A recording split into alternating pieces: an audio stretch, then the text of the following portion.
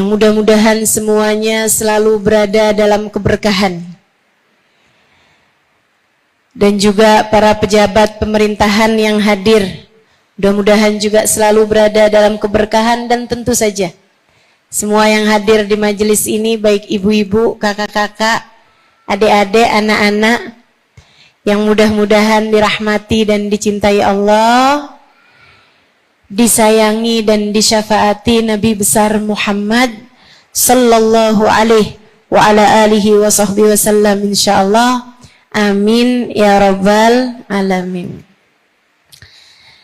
Saya juga mengawalinya harus dengan syair juga, tapi syairnya saya dapat nyontek dari teman-teman saya yang udah nulis syair di Instagram saya nih ya.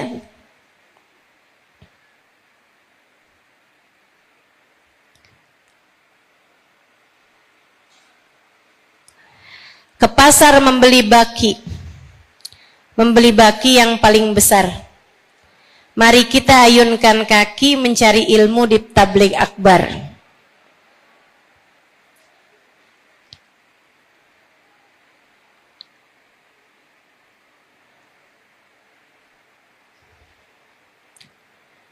Mana lagi nih ya?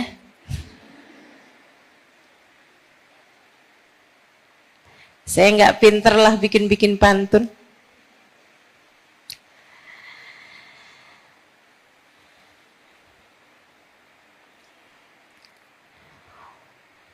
Buah bengkuang, buah kedondong. Cakep gitu ya. Itu nama-nama buah buat dirujak. Udahlah, kita nggak pinter-pinter berpantun-pantun.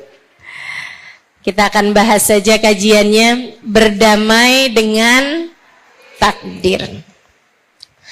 Saudara sekalian yang saya muliakan, mengapa kita perlu berdamai dengan takdir?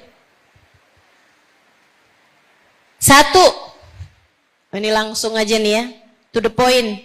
Saya memang orangnya tidak pandai berbahasa basi. Jadi kita to the point aja. Kenapa kita perlu berdamai dengan takdir? Satu, karena kamu berdamai, kamu tidak berdamai, takdirnya pasti terjadi. Masya Allahu kan, wa ma lam yasha lam yakun. Apapun yang dikehendaki Allah terjadi pasti terjadi. Apapun yang tidak ditakdir Allah untuk terjadi pasti tidak akan terjadi. Fa'alun lima yurid. Sebab Allah itu adalah zat yang menghendaki segala sesuatu. Innama amruhu idza arada syai'an ayyaqula lahu kun fayakun. Urusan Allah apabila menghendaki sesuatu untuk terjadi, terjadilah, maka terjadilah sesuatu tersebut. Urusan Allah apabila menghendaki sesuatu, hanya perlu berkata jadilah, maka jadilah sesuatu tersebut. Saudara sekalian, kamu mau berdamai, kamu nggak mau berdamai, takdirnya pasti akan terjadi juga. Jadi jauh lebih mudah bagimu untuk berdamai. Kamu ikhlas, kamu nggak ikhlas, takdirnya Allah pasti terjadi juga. Kamu rela, kamu nggak rela, yang ditakdirkan Allah terjadi pasti akan terjadi juga. Sayyidina Ali setiap kali menjenguk orang sakit, Sayyidina Ali mengatakan, kata beliau, kamu sekarang sakit, sudah ditetapkan kapan sembuhnya.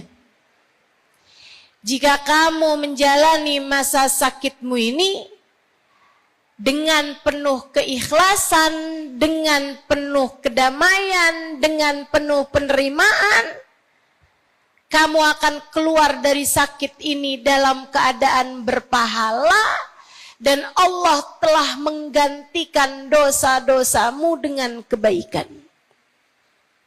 Akan tetapi, jika kamu menjalani sakit ini dengan berkeluh kesah, dengan mengadu, dengan mengeluh, dan dengan tidak terima atas apa yang ditetapkan Allah Subhanahu wa taala kepadamu, kamu akan keluar dari sakitmu ini dalam keadaan dosamu tetap juga dan tak ada tambahan kebaikan dan pahala bagimu.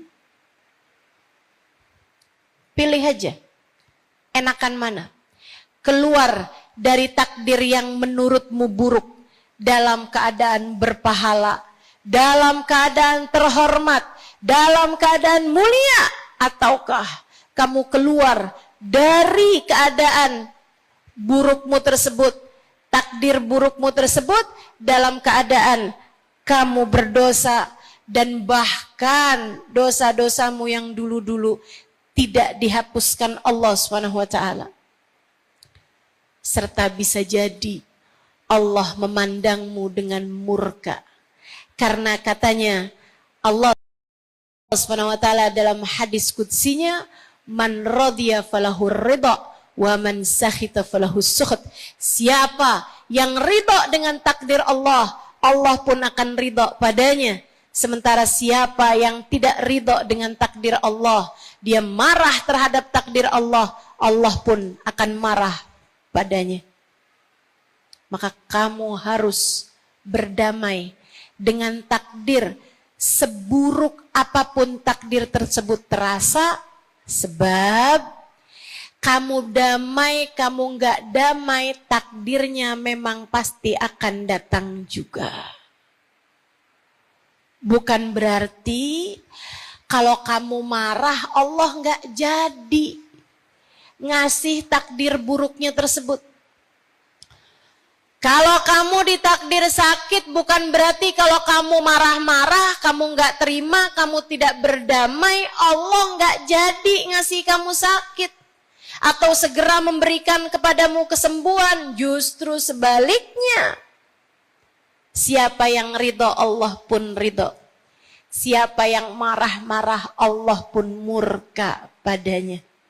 Maka bukankah jika demikian lebih baik bagi kita untuk berdamai dengan takdir yang kamu rasakan atau yang kita rasakan buruk untuk kita jalani.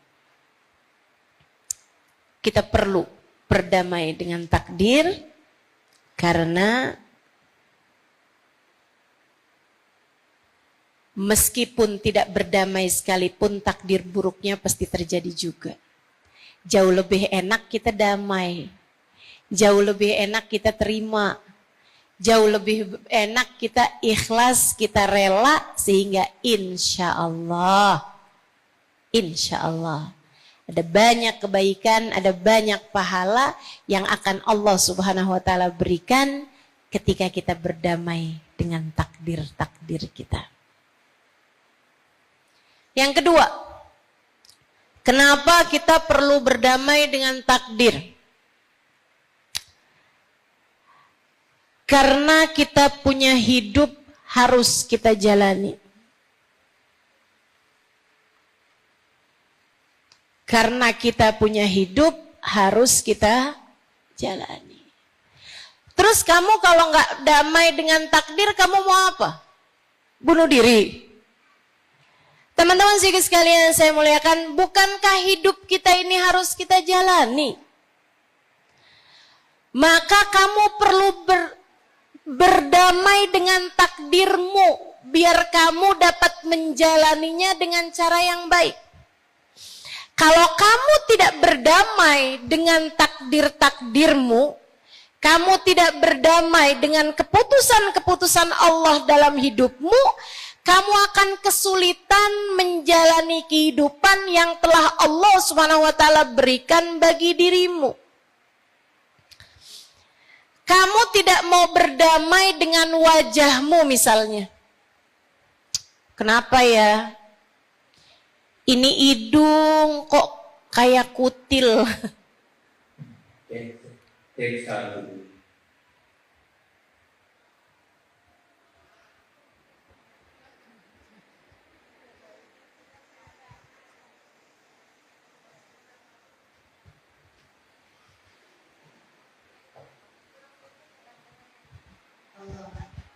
Allah.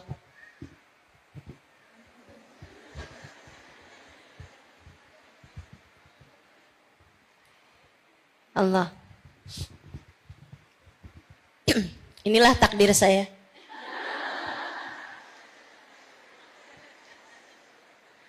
Bawa 2 mikrofon ya. Teman-teman sikut sekalian yang saya muliakan. Ini juga takdir saya.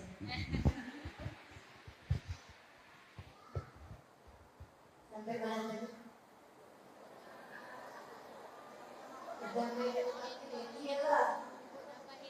Oh hidup ya. Kalau kamu tidak berdamai dengan wajahmu misalnya, kamu ngajak ya, saya dikasih muka seperti ini. Kamu tidak berdamai dengan wajahmu, kamu pasti akan kesulitan menjalani kehidupanmu. Nanti pikiranmu tuh cuma diurusan hidung aja.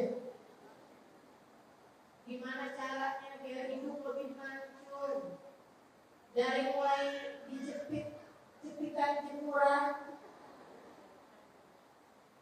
sampai dengan rumah-rumah kamu kasihin bayang-bayang biar kelihatan lebih mancung katanya. Nanti kalau foto pakai filternya banyak banget. Atau bahkan bisa jadi kamu akan sibuk untuk gimana caranya operasi plastik sehingga hidungnya kemudian diubah-ubah bentuknya. Nah ini kan jadi sesuatu yang menyiksa hidupmu, jadi sesuatu yang membuatmu susah dalam kehidupan dibandingkan ketika kamu berdamai dengan apapun yang Allah Subhanahu wa Ta'ala telah berikan. Ini kenapa nih gangguan aja, yang di luar nggak kedengeran, jadi harus 2 aja.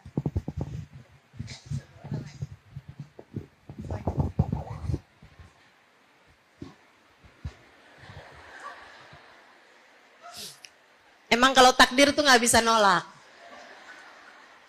Takdirnya pakai 2 mic soalnya. Baik, teman-teman sikut sekalian yang saya muliakan, apapun aja bentuknya. Orang kalau tidak berdamai dengan takdir, hidupnya ruwet, teman-teman. Hidupnya susah. Kamu tidak akan bisa menjalani kehidupanmu dengan menyenangkan. Akhirnya jadinya mikir kayak begini nih. Ya udah dah, saya susah-susah nggak apa-apa dah lagi sekolah. Nanti biar habis itu saya bisa kerja dengan enak. Dia pun ngerasa hidupnya tersiksa selama sekolah. Habis selesai sekolah, dia nyari kerjaan, alhamdulillah dapat pekerjaannya, dia pun bekerja. Berhenti nggak susahnya? Enggak. Ternyata hidupnya lebih susah lagi ketika bekerja. Dia mikir, nih kayaknya nih kalau saya nikah enak nih. Ya udah nggak apa-apa dah, saya susah-susah sekarang, tapi nanti saya nikah, saya nggak akan kerja lagi, saya akan enak kalau udah saya nikah. Dia pun menikah. Habis nikah, emang enak. Sebulan kali ya. Bulan madu. Teman-teman sekalian, habisnya itu, waduh ternyata hidup dalam pernikahan gak enak juga. Orang-orang bilang, kamu udah punya anak, aku belum punya anak. Dia mikir, kayaknya kalau saya punya anak enak nih. Dia pun punya anak. Habisnya punya anak, bukannya seneng, malah tambah lebih banyak lagi susahnya. Ngurus anak, kurang tidur, Anak nangis, mesti bersihin popoknya dan lain sebagainya. Habis punya anak satu, punya anak berikutnya. Punya anak berikutnya, punya anak berikutnya lagi. Dia mikir nanti nih kalau anak-anak udah besar enak nih. Emang iya Bu? Nggak ada. Saudaraku sekalian yang saya muliakan, karenanya yang kamu anggap sebagai kebahagiaan, kesenangan, itu tidak ada dalam hasil. Ia ada pada proses. Adanya pada perjalanan. Maka nikmati sajalah kehidupanmu, baik buruknya, susah senangnya, nikmatilah saja, berdamailah dengan semua takdir yang datang dalam hidupmu. Enak kok. Ini sekarang nih ibu yang lagi duduk dengerin saya. Enak apa enggak enak? Keadaan paling menyenangkan adalah ketika seseorang berada dalam satu keadaan tanpa menginginkan untuk berpindah pada keadaan yang lain. Itu namanya kesyukuran. Dan hidup yang penuh dengan kesyukuran itulah hidup yang paling berharga. Hidup yang paling menyenangkan, meskipun sayangnya kata Allah Subhanahu wa taala, wa qalilun min ibadiyas syakur. Sedikit sekali hamba-hambaku yang mau bersyukur. Keadaan tuh paling enak kayak gitu tuh. Keadaan yang kita nggak kepengen berpindah. Ini kayak saya lagi bicara seperti ini. Saya nggak pengen berpindah kepada keadaan yang lain. Setiap kali saya sedang berbicara seperti ini, berjumpa dengan wajah muslimah-muslimah dari berbagai macam daerah, dari berbagai macam negara, saya merasa hati saya berbahagia. Kita bisa mengingat Allah bersama-sama. Kita bisa bersolawat kepada baginda Nabi Muhammad bersama-sama. Kita bisa saling memandang satu sama lain. Kita bisa merasakan nikmat.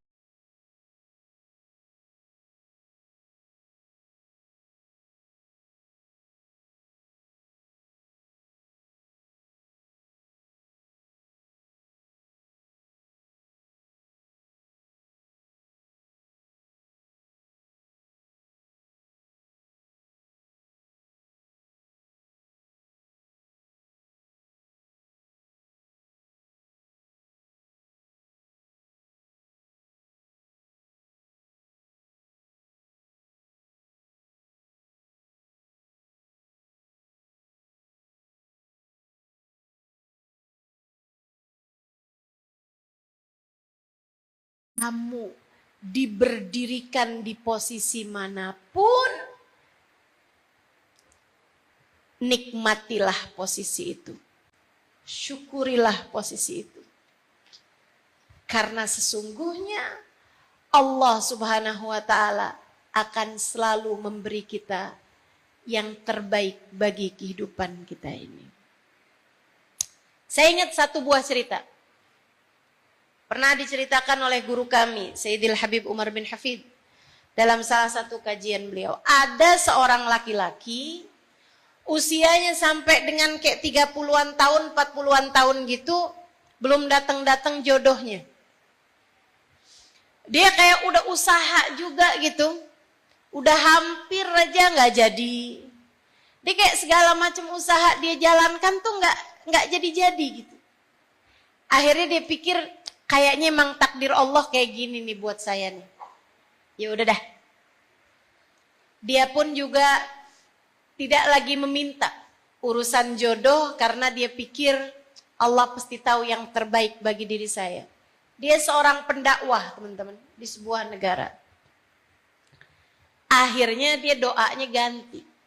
Ya Allah, kalau memang saya tidak ada jodoh di dunia ini, kasih lihat kepada saya ya Allah jodoh saya di akhirat nanti. kasih tahu saya jodoh saya di akhirat nanti. Ini doa tidak saya sarankan buat adik-adik para jombloers ya. Nggak apa-apa kok, boleh aja. Kamu minta jodoh silahkan aja deh. Tapi yang saya mau, kamu kalau minta jodoh tuh jangan turun standar. Umur-umur belasan tahun, minta jodoh, ya Allah kasihkan saya jodoh yang ganteng, kaya, soleh. Umur 20-an tahun belum datang-datang juga jodohnya. Akhirnya doanya ganti, ya Allah nggak kaya nggak apa-apa.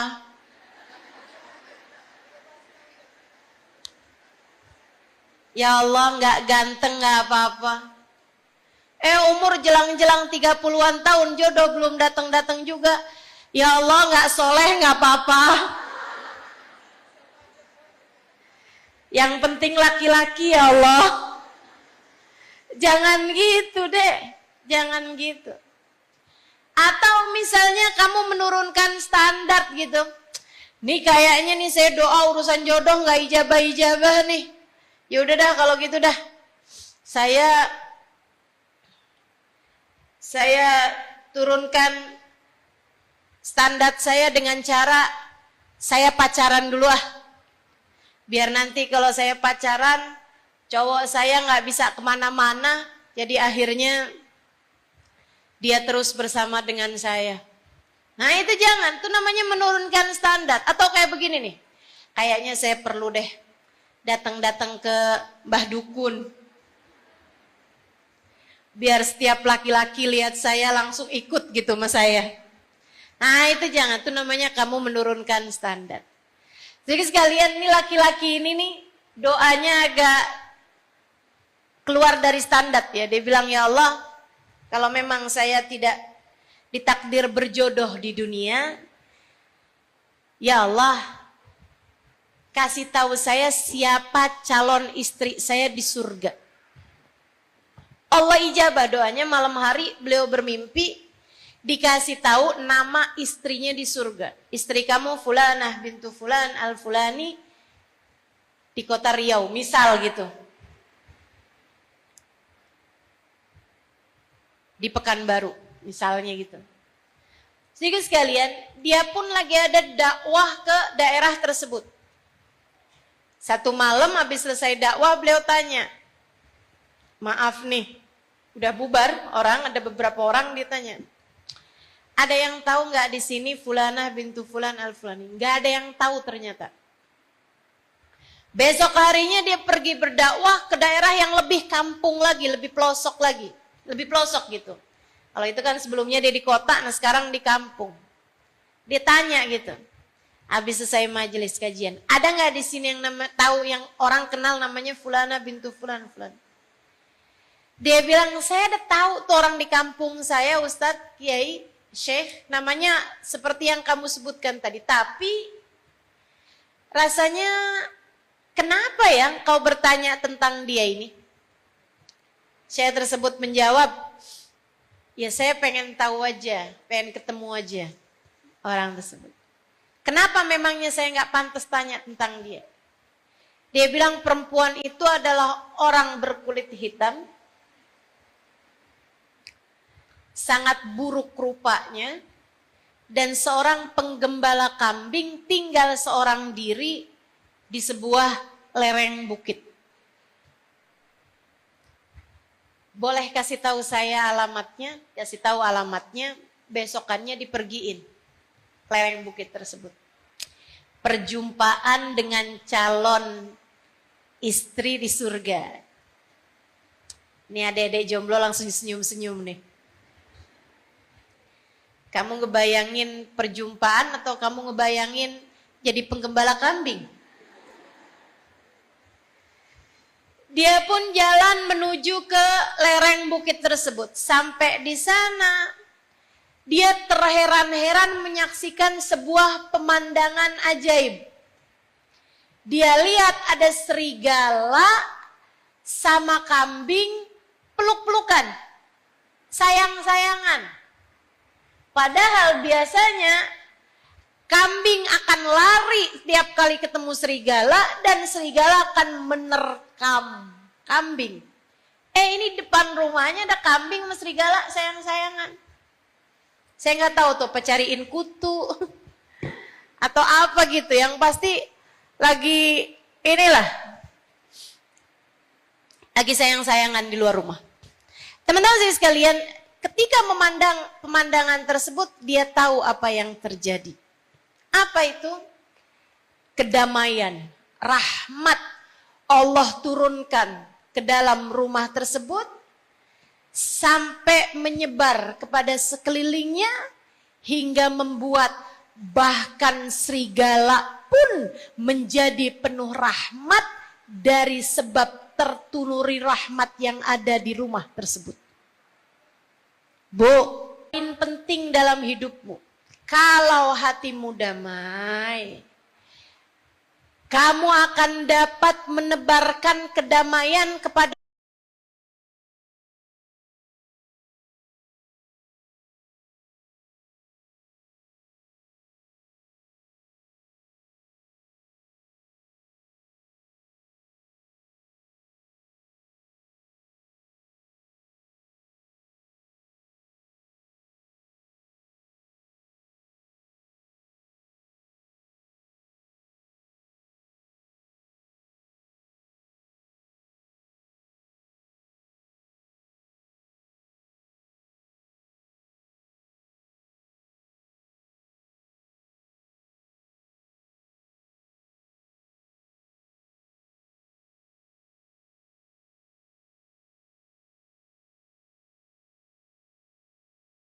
dari mencintai Allah dan Rasulnya. Sehingga sekalian, perempuan ini mencintai Allah lebih daripada cintanya kepada siapapun. Karenanya ketika dia tahu bahwa yang datang ini adalah calon suaminya di surga, cintanya kepada Allah menghalangkannya untuk melakukan sesuatu hal yang tidak diperbolehkan oleh Allah Subhanahu wa taala. Dia bilang, "Keluarlah, pergilah dari pintuku ini." Laki-laki tersebut mengatakan, "Baik, aku akan segera pergi dari sini. Saya hanya ingin menanyakan kepadamu satu hal saja. Karena ini sangat mengganjal di hati saya ingin bertanya kepadamu satu hal untuk saya belajar tentang kehidupan." Dia bilang, "Apa itu?" "Saya lihat di depan pintumu ada serigala yang sedang berpelukan sama kambing. Serigala yang sedang menyayangi kambing. Padahal biasanya serigala tersebut lari dari kambing itu lari dari serigala atau serigala menerkam kambing. Kalau boleh saya tahu, amal ibadah apa yang kamu lakukan hingga Allah menurunkan kepadamu rahmat sebesar ini?" Saudara sekalian, sepanjang hidup bagindamu Nabi besar Muhammad sallallahu alaihi wasallam, Allah tidak pernah menurunkan bala dan musibah kepada seluruh umat di atas muka bumi ini. Sepanjang hidupnya Nabi itu nggak pernah gempa. Sesudah Nabi Muhammad wafat, di zamannya Sayyidina Abu Bakar nggak pernah terjadi gempa. Di zaman Sayyidina Umar pernah terjadi gempa satu kali. Sayyidina Umar segera keluar, kemudian mengambil pecutnya. Dia pun kemudian memecut bumi ini seraya mengatakan, "Ala a'dil fauqa kaya ardillah. Ala a'dil fauqa kaya ardillah. Bukankah aku telah berbuat adil di atasmu, wahai buminya Allah?" Sejak saat itu, gempa pun berhenti dan tidak pernah terjadi di zaman Sayyidina Umar bin Khattab. Teman-teman saudaraku sekalian yang saya muliakan, ketika seseorang dituruni rahmatnya Allah Subhanahu wa taala yang besar, Allah akan menjadikan hati hamba tersebut berdamai. orang-orang di sekelilingnya, bahkan makhluk-makhluk di sekelilingnya, sampai keadaan yang ada di sekelilingnya, semuanya menjadi damai. Jadi, laki-laki ini sangat paham betapa sangat besarnya rahmat Allah yang diturunkan kepada perempuan, calon istrinya di surga nanti ini, hingga sampai membuat serigala sama kambing berdamai. Perempuan tersebut menjawab, saya tidak tahu mengapa Allah menurunkan rahmatnya pada saya. Ini nggak saling ketemuan ya, terhalang pintu nih, ngomongnya dari balik pintu. Dia bilang, saya nggak tahu apa sebabnya Allah menurunkan rahmat. Saya kira fadlullah. Saya kira itu adalah anugerah Allah saja pada diri saya, yang memang Allah begitu Rahman, begitu Rahim. Laki-laki tersebut menjawab, kalau begitu saya berpamitan padamu. Akan tetapi baru beberapa langkah, perempuan tersebut teringat sesuatu. Dia bilang, give ya fulan, sebentar, wahai, disebutkan namanya tadi tuh ya. Dia bilang, innaha kanat Husailah ma'i. Ada satu sifat kecil ada pada diri saya. Saya rasa mungkin itulah sebabnya mengapa Allah Subhanahu wa taala menurunkan rahmat yang besar pada diri saya. Syekh tersebut bertanya, apa sifat kecil yang kamu maksudkan? Dia bilang, ana idza kuntu fil marad lam atamanna as-sihhah. Saya kalau sama Allah sedang dikasih sakit, saya tidak berharap sehat. Ketika saya sedang dalam keadaan sehat, saya tidak berharap sakit. Ketika saya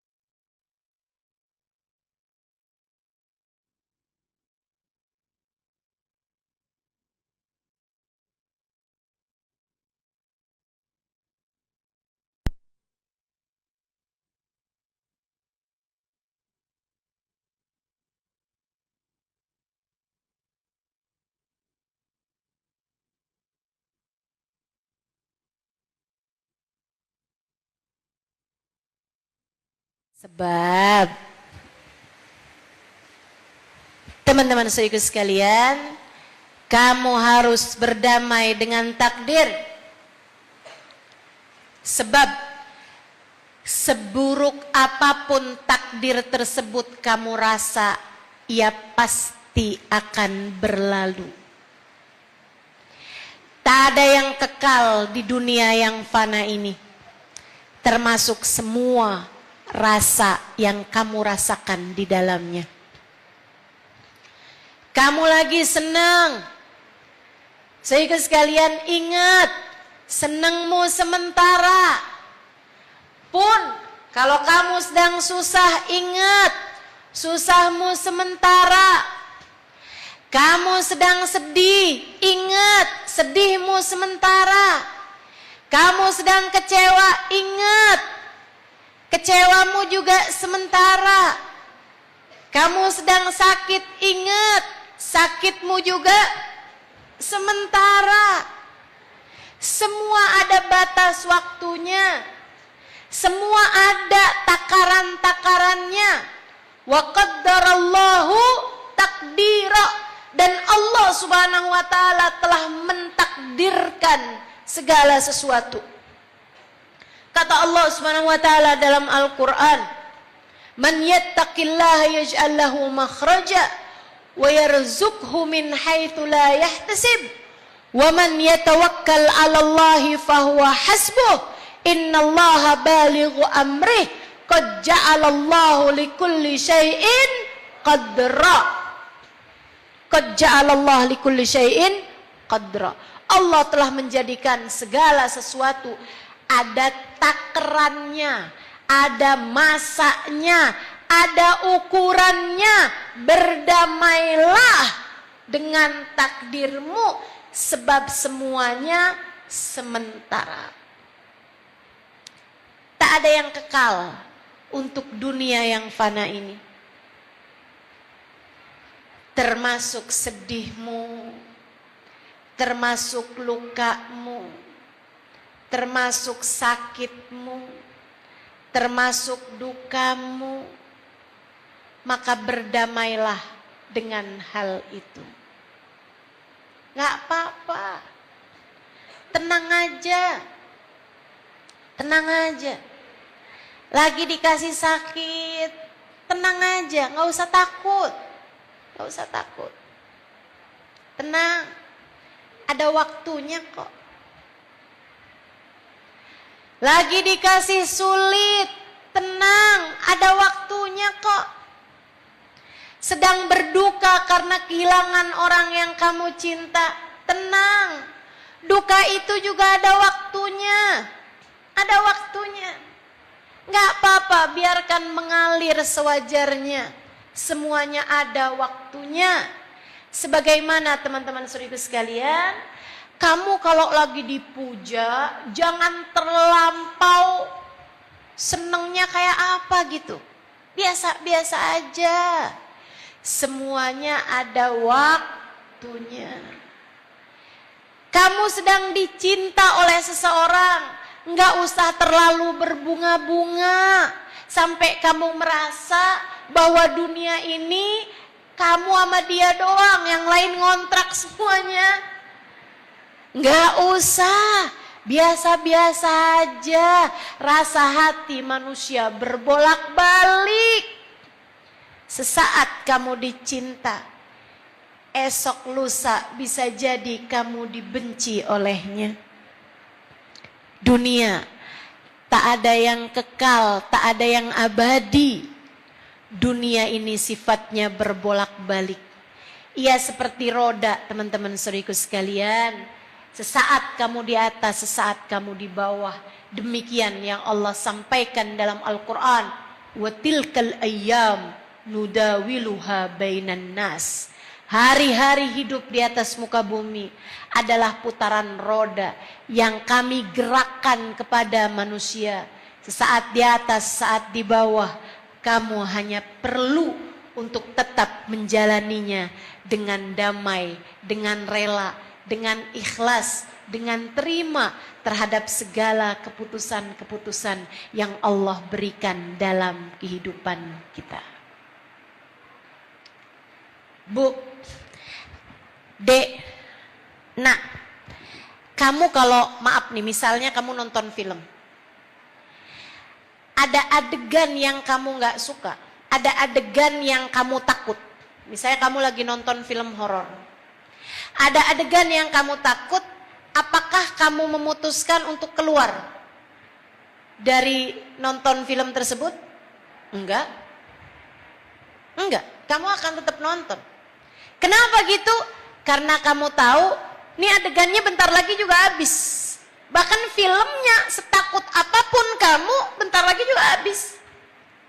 Kita tahu sesuatu itu sebentar, karenanya kamu akan tetap bertahan. Demikian pula sama hidup, Dek.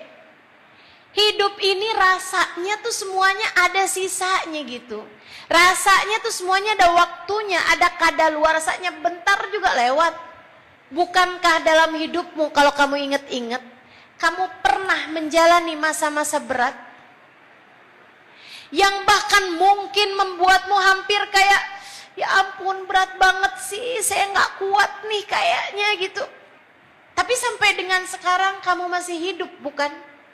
Kamu masih bertahan bukan? Kamu masih sehat, kamu bisa ada di tempat ini, artinya kamu sudah mampu melaluinya.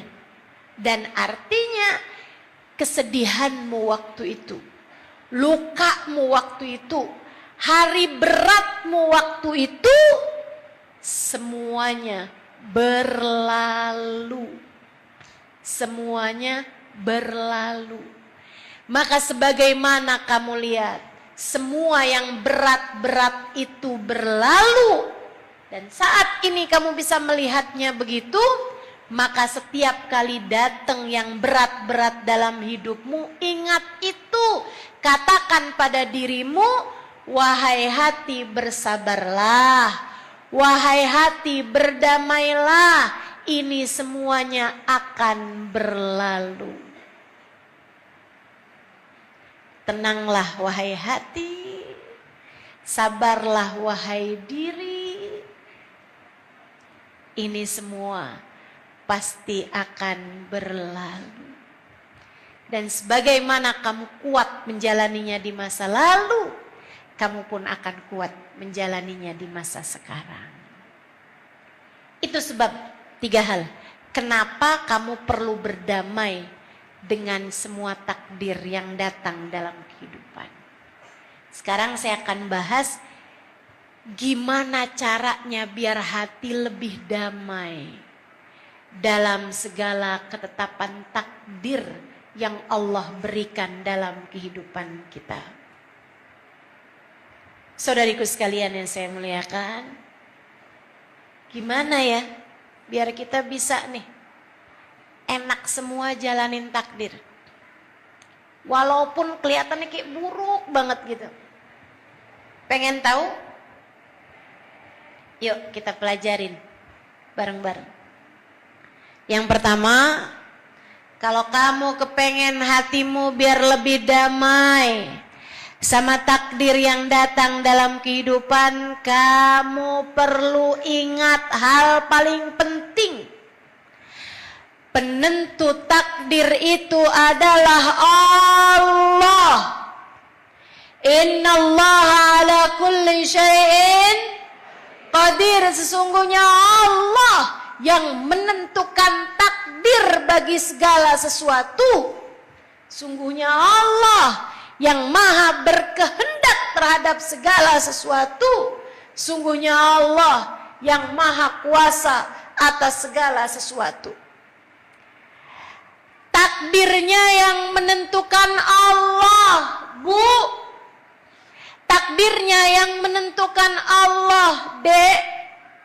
Takdirnya yang menentukan Allah, Nak. Dan Allah itu Maha Rahman. Dan Allah itu Maha Rahim. Nggak usah takut terhadap takdirnya Allah. Karena dialah satu yang menentukannya. Saudariku sekalian yang saya muliakan, kalau ada seorang perempuan, dia tahu suaminya sangat sayang padanya. Dia tahu suaminya sayang banget sama dia.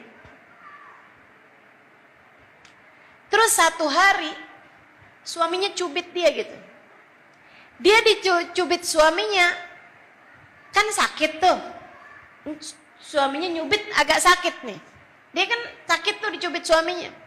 Saudaraku sekalian saya muliakan, ketika dicubit sama suaminya itu, dia marah atau dia senang? Ayo, dia marah atau dia senang? Dia senang aja tuh. Dia senang aja. Karena dia tahu suaminya mencubitnya bukan karena marah. Jadi suaminya nih lagi sayang-sayangan sama dia terus gitu dicubit sama suaminya. Dia senang apa kesel? Senang dia. Walaupun sakit loh. Kenapa dia senang? Karena dia tahu suaminya mencubitnya bukan karena benci tapi karena sayang. Atau nih kayaknya ditanyain urusan suami saya nggak tahu nih. Banyak yang agak bingung jawabnya. Sekarang saya tanyain urusan anak. Ibu-ibu kan sayang nih sama anaknya. Betul nggak? Bu, anakmu cubit kamu. Anakmu bahkan mungkin menggigitmu. Gitu misalnya. Ibu-ibu sekalian yang saya muliakan, apakah karena anakmu mencubitmu atau menggigitmu kamu benci kepada anakmu? Kejam sekali anak saya ini. Begitu?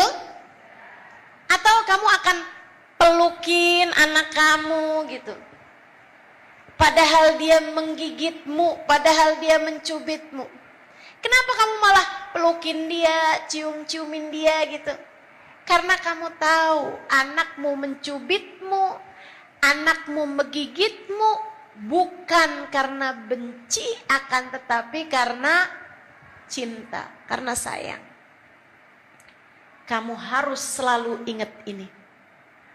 Allah mengujimu bukan karena benci.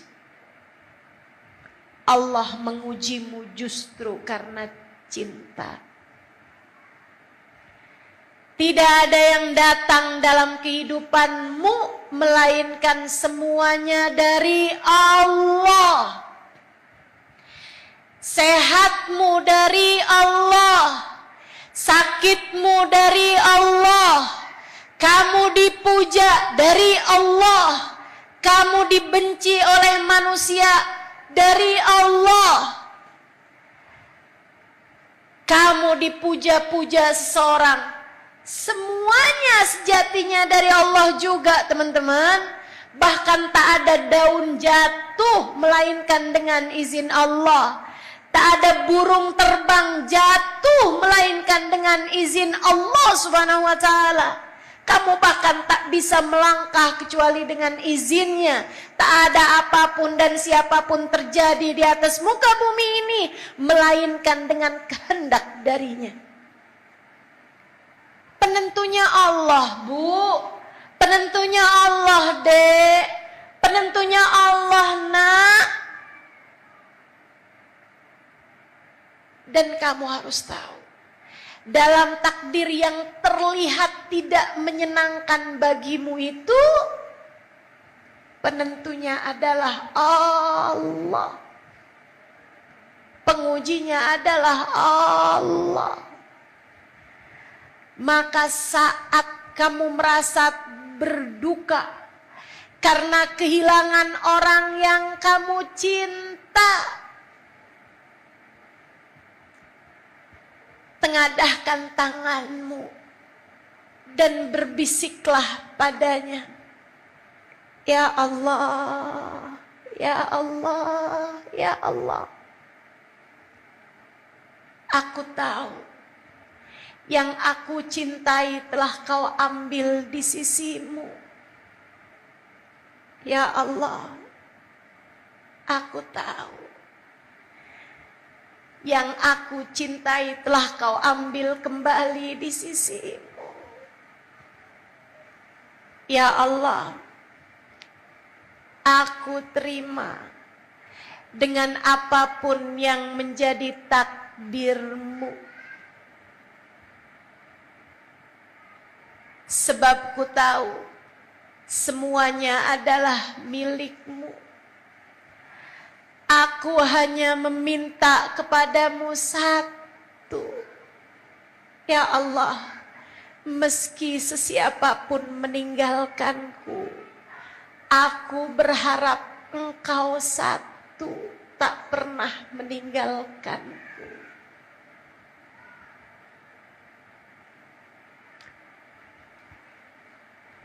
Semuanya dari Allah, Dek. Semuanya dari Allah, Nak. Semuanya dari Allah, Bu. Anakmu meninggal, ia diambil kembali oleh pemiliknya. Ibumu meninggal, Nak, ia diambil kembali oleh pemiliknya. Suamimu meninggal, Kak, ia diambil kembali oleh pemiliknya. Orang yang kamu cintai meninggal dunia, ia telah diambil kembali oleh pemiliknya. Penentu takdir itu satu, Allah Subhanahu wa ta'ala. Semua dari Allah, semua milik Allah. Ketika kamu dikasih sakit, saudariku sekalian, badanmu punyanya Allah.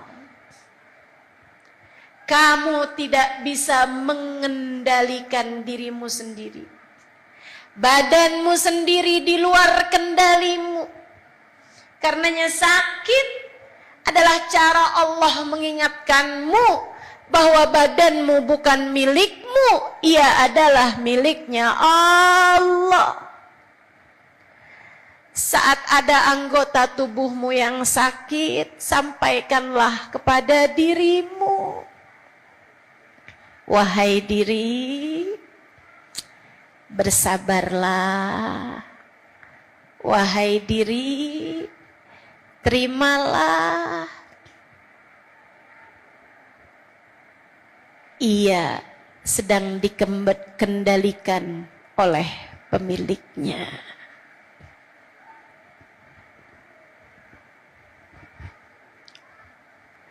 Allah tidak pernah menguji kita karena benci. Allah menguji kita justru karena cinta. Saudaraku sekalian yang saya muliakan, berdamailah dengan takdir. Seburuk apapun ia kau rasa, sebab penentunya adalah Allah. Dan Allah yang menentukan itu semuanya, bukan menentukan itu karena benci padamu, justru karena cintanya padamu. Dan Allah pula yang menentukan itu semuanya, menentukan hal ini kepadamu. Dia pun juga memberikan banyak takdir-takdir menyenangkan yang kamu jalani selama ini. Ingat terus itu, teman-teman. Ingatlah terus itu. Penentunya adalah Allah. Hal terakhir saya sampaikan padamu agar lebih mudah berdamai dengan takdir. Kamu ingat penentunya adalah Allah. Kemudian yang keduanya,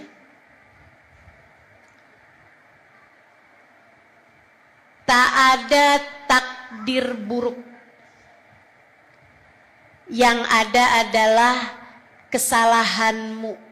Yang ada adalah buruknya sikapmu, buruknya pemikiranmu dalam menjalaninya. Tak ada takdir buruk. Yang ada adalah buruknya prasangkamu kepada takdir tersebut. Al-khair wasyarr minallah. Baik buruk segala sesuatu datangnya dari Allah Subhanahu wa taala. Akan tetapi ketika kamu memahami bahwasanya semuanya dari Allah Subhanahu wa taala dan Allah adalah zat yang Maha Rahman, zat yang Maha Rahim, maka kamu akan berkata dalam setiap buruk yang kamu rasa. Buruk ada pada rasa, teman-teman saya sekalian, bukan ada pada fakta. Pada rasa buruk yang kamu rasakan tersebut, kamu hanya akan mengatakan yang diucapkan baginda Nabi besar Muhammad. Alhamdulillah ala kulli hal. Terima kasih ya Allah atas segala keadaan yang kau berikan padaku. Nabi itu kalau dikasih yang terlihat menyenangkan, makan, minum, sehat, pergi kemana, keadaan menyenangkan, Nabi Muhammad akan bilang alhamdulillah. Misalnya habis makan, alhamdulillahilladzi at'amani wa saqani min ghairi haulin minni wala quwwah. Ya Allah, terima kasih kau telah memberiku makan, kau telah memberiku minum tanpa ada usaha dan ikhtiarku di dalamnya ya Allah, tanpa ada usaha dan jerih payahku di dalamnya ya Allah, tanpa ada usaha dan kekuatanku apa-apa di dalamnya ya Allah. Nabi kau bangun tidur, Nabi Muhammad bilang alhamdulillahilladzi ahyani ba'da ma amatani wa ilaihi nusyur. Ya Allah, terima kasih engkau telah menghidupkan aku kembali setelah sebelumnya engkau mematikan aku ya Allah. Kepadamulah aku kembali.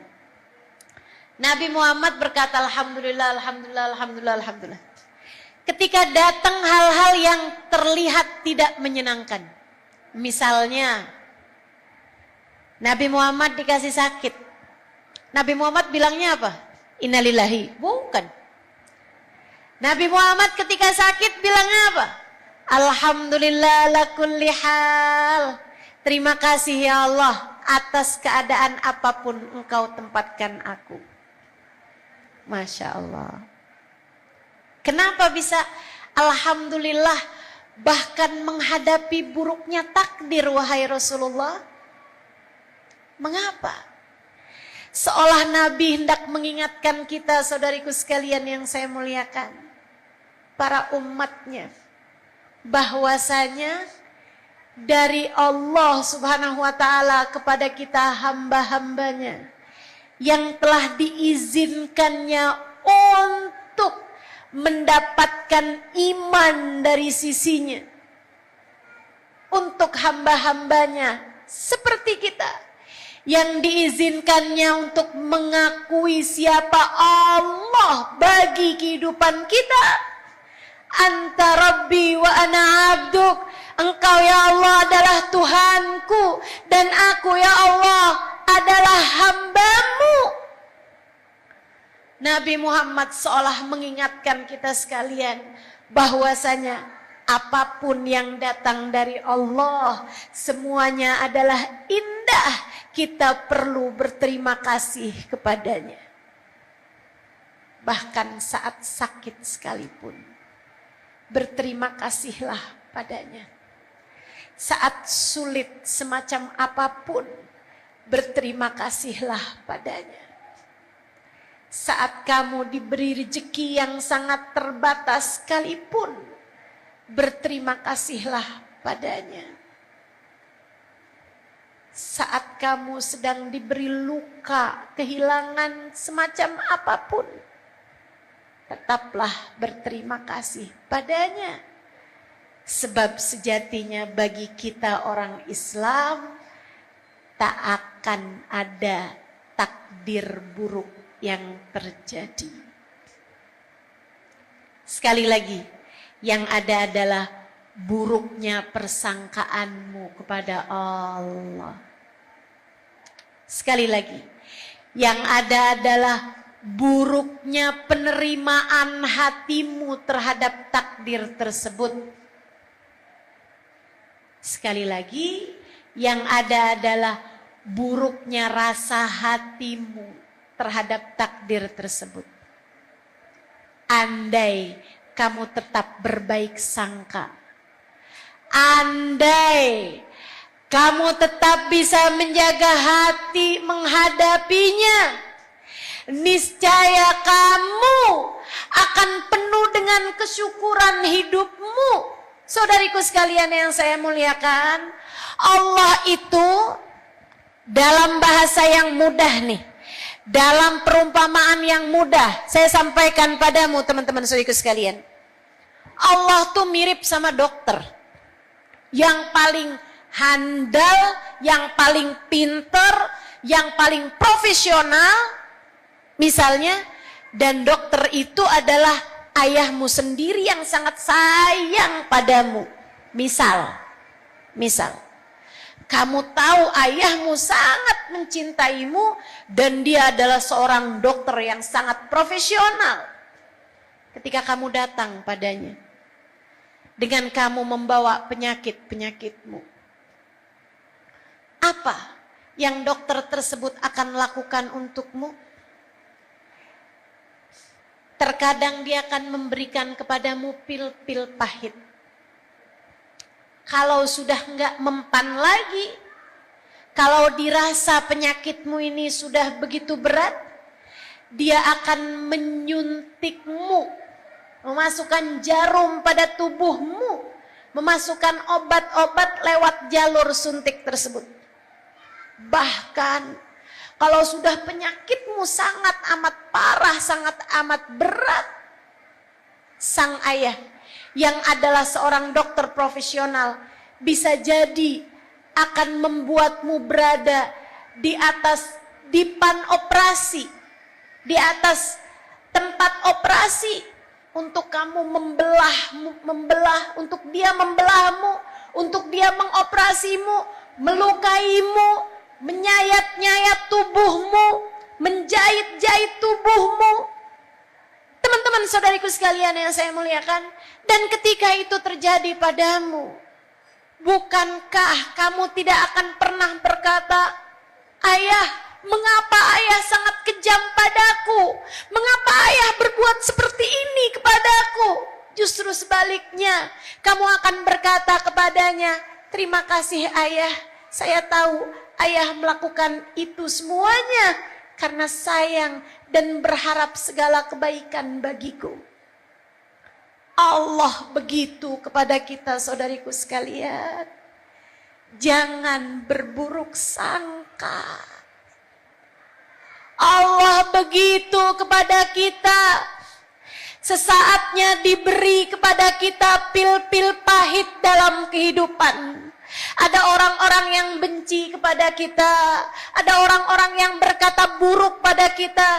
Itu adalah pil-pil pahit untuk mengingatkanmu agar kamu tidak terlampau sombong hidup di atas muka bumi ini. Kalau kamu hanya mau dipuja, kalau kamu hanya mau semua orang cinta padamu, dari mana kamu mengerti tentang hakikat dirimu dan penghambaanmu kepada Allah Subhanahu wa Ta'ala?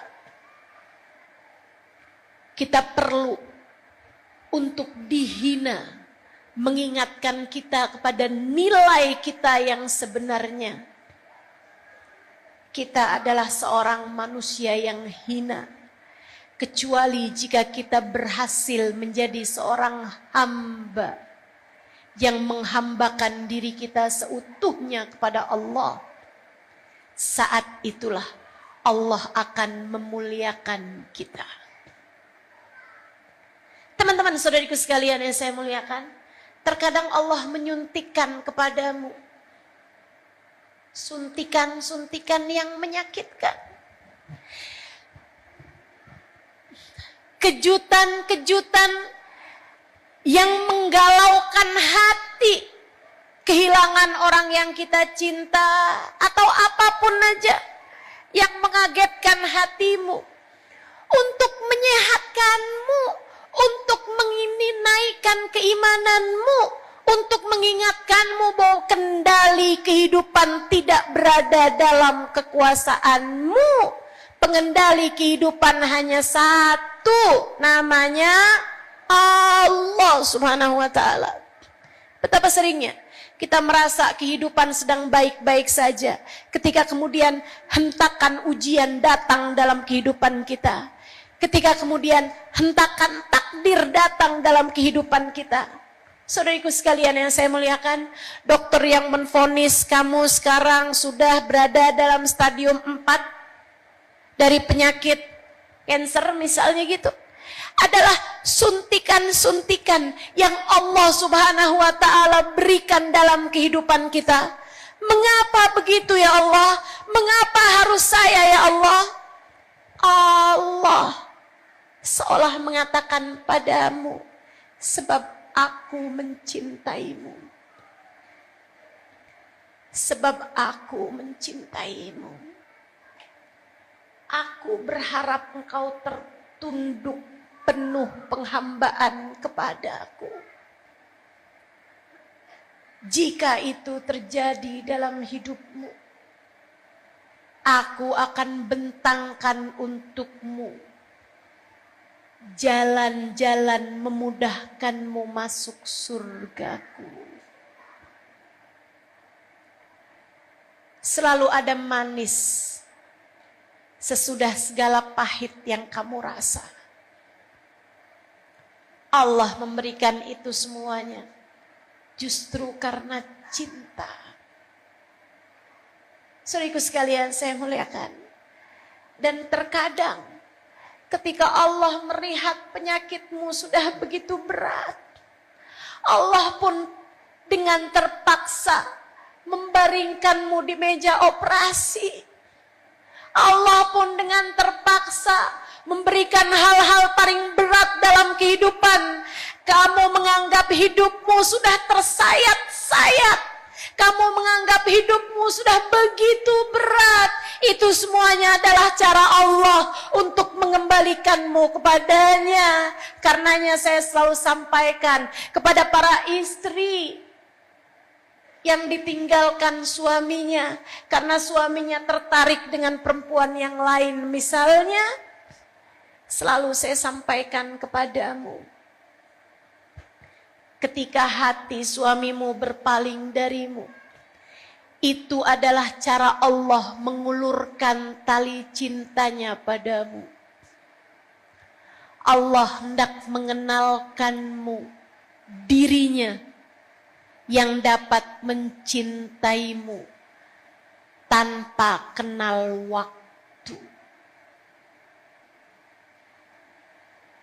Allah seolah hendak meyakinkanmu cinta manusia bisa sirna bersama masa, akan tetapi aku akan selalu ada mencintaimu dalam segala keadaan.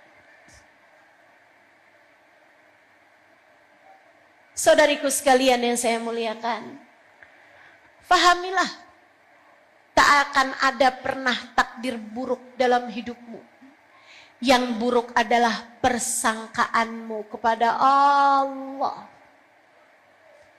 Yang buruk adalah caramu menyikapi takdir-takdir tersebut. Maka berdamailah dengan takdir, saudariku sekalian.